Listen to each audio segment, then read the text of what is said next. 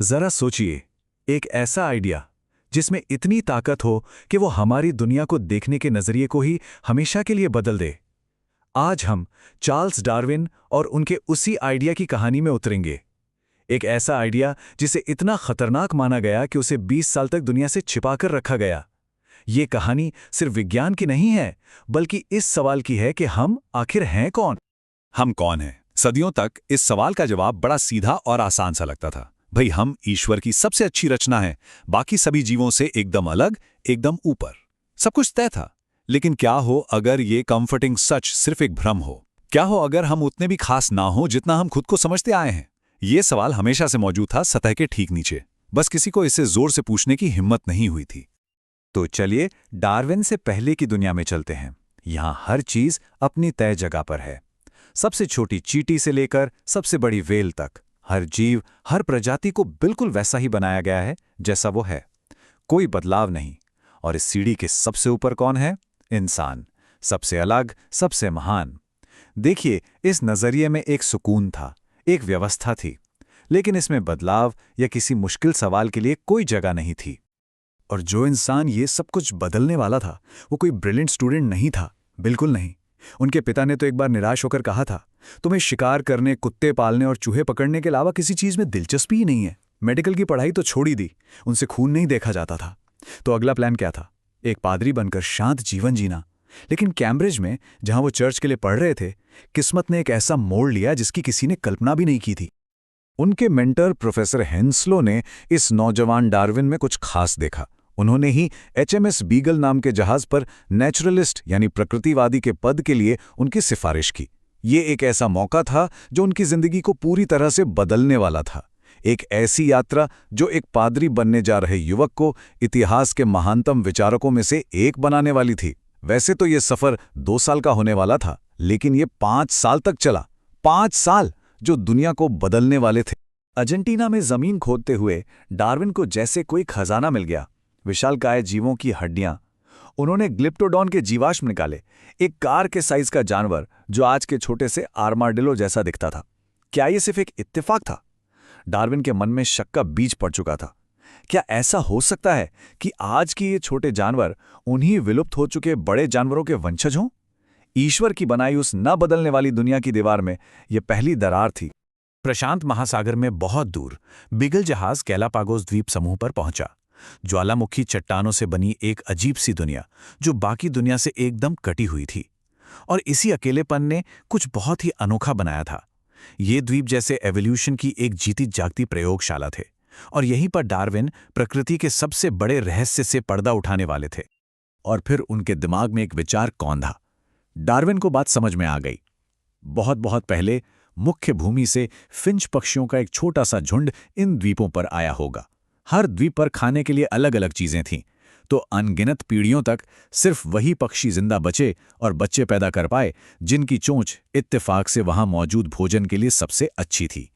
ये एक धीमी लेकिन लगातार चलने वाली प्रक्रिया थी जिसने एक ही प्रजाति से दर्जनों नई और अलग अलग प्रजातियां बना दी थी। डार्विन ने विकास का इंजन खोज लिया था, वो मैकेनिज्म जो जीवन में इतनी विविधता लाता है। उन्होंने इसे नाम दिया नेचुरल सिलेक्शन, यानी प्राकृतिक चयन। अब देखिए, ये कोई अंधा संयोग नहीं था, ना ही ये ईश्वर का हाथ था। ये एक प्राकृतिक नियम था, यानी पर्यावरण खुद लगातार ये चुनता है कि कौन से गुण आगे बढ़ेंगे, बिना किसी बनाने वाले के बनाने की एक धीमी लेकिन कभी ना रुकने वाली प्रक्रिया। साल 1836 में डार्विन इंग्लैंड वापस लौट आए। उनके दिमाग में एक ऐसा विचार था जो दुनिया को हिला सकता था, लेकिन वो चुप रहे। वो जानते थे कि उनका सिद्धांत उस वक्त की गहरी मान्यताओं, धर्म, समाज और इंसान के दर्जे पर एक सीधा हमला था। और सच तो यह है कि वो इसके अंजाम से डरते थे। लगभग 20 सालों तक उन्होंने इस विचार पर गुपचुप तरीके से काम किया। उन्होंने कबूतर पालने से लेकर बार्नेकल के शारीरिक बनावट तक हर जगह से बड़ी बारीकी से सबूत जुटाए। एक तरफ तो ये उनके डर को दिखाता था, लेकिन दूसरी तरफ उनकी वैज्ञानिक सटीकता को भी। अपना ये खतरनाक विचार दुनिया के सामने रखने से पहले वो सबूतों की एक ऐसी दीवार खड़ी कर देना चाहते थे जिसे कोई तोड़ ना सके।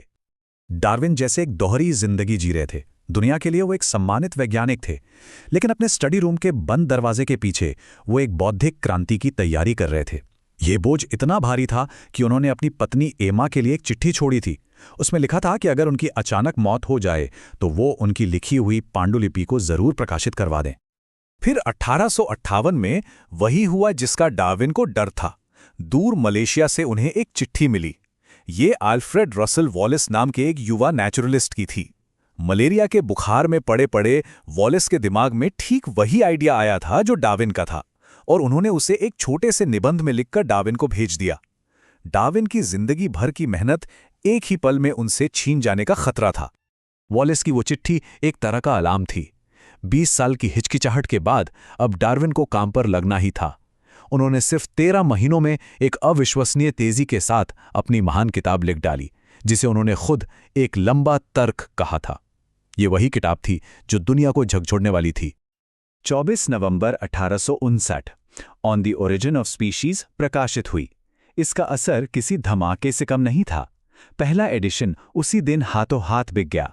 विद्वानों के कमरों से लेकर चर्चों तक हर जगह एक तीखी बहस छिड़ गई, जिसने समाज को 2 हिस्सों में बांट दिया था। डार्विन के इस लंबे तर्क को 3 बड़े और क्रांतिकारी कदमों में समझा जा सकता है। पहला, सभी जीव जंतु एक दूसरे से जुड़े हुए हैं। हम सब एक विशाल जीवन वृक्ष का हिस्सा है, जिसके पूर्वज एक ही थे। दूसरा, विकास अचानक नहीं होता, बल्कि बहुत बहुत लंबे समय में छोटे छोटे कदमों से होता है। और तीसरा, इस बदलाव का जो मेन इंजन है वो है प्राकृतिक चयन का कठोर तर्क। बहसें बहुत कड़वी थीं। एक बार बिशप विल्बरफोर्ड्स ने डार्विन के सबसे बड़े समर्थक थॉमस हक्सले से मजाक में पूछा कि क्या वो अपने दादा या दादी की तरफ से बंदर के वंशज हैं। इस पर हक्सले ने जो करारा जवाब दिया वो दिखाता है कि मामला कितना गर्म था। ये सिर्फ विज्ञान की बहस नहीं रह गई थी, ये दुनिया को देखने के 2 नजरियों की लड़ाई बन चुकी थी। ओरिजिन ऑफ स्पीशीज का छपना तो बस एक शुरुआत थी। डार्विन के विचारों ने एक ऐसी रफ्तार पकड़ ली जिसकी उन्होंने खुद भी कल्पना नहीं की होगी। इसने इंसान की अपनी समझ को तो बदला ही, लेकिन एक ऐसे अंधेरे अध्याय को भी जन्म दिया जहां उनके सिद्धांत का बहुत ही भयानक तरीके से गलत इस्तेमाल किया गया। 1871 में डार्विन ने आखिरी धमाका किया। द डिसेंट ऑफ मैन में उन्होंने साफ साफ वो बात कह दी जिसका उन्होंने अपनी पहली किताब में सिर्फ इशारा किया था, कि इंसान भी विकास का ही एक प्रोडक्ट है। हम ईश्वर की कोई खास रचना नहीं है, बल्कि जैसा कि उन्होंने कहा, एक विकसित वानर है। कई लोगों के लिए ये एक असहनीय अपमान था। और यहां हमें एक बात बहुत साफ साफ समझनी होगी। डार्विन के वैज्ञानिक सिद्धांत से एक बहुत ही क्रूर विचारधारा बनाई गई, सोशल डार्विनिज्म। इसमें सबसे योग्य का जीवित रहना के विचार को तोड़ मरोड़कर सामाजिक भेदभाव, नस्लवाद और साम्राज्यवाद को सही ठहराने के लिए इस्तेमाल किया गया। ये डार्विन के असल विचार का एक भयानक और गलत इस्तेमाल था। लेकिन खुद डार्विन के लिए उनका सिद्धांत कोई निराशाजनक चीज नहीं था। ये तो जीवन के आपसी जुड़ाव और उसकी सुंदरता का जश्न था। अपनी किताब के मशहूर आखिरी शब्दों में वो बड़े आश्चर्य और सम्मान के साथ जीवन के इस नजरिए की भव्यता के बारे में बात करते हैं, जिससे अनंत सुंदर रूप विकसित हुए हैं और हो रहे हैं। और आखिर में डार्विन हमें एक गहरे सवाल के साथ छोड़ जाते हैं। जीवन के इस विशाल वृक्ष में हमारा स्थान क्या है?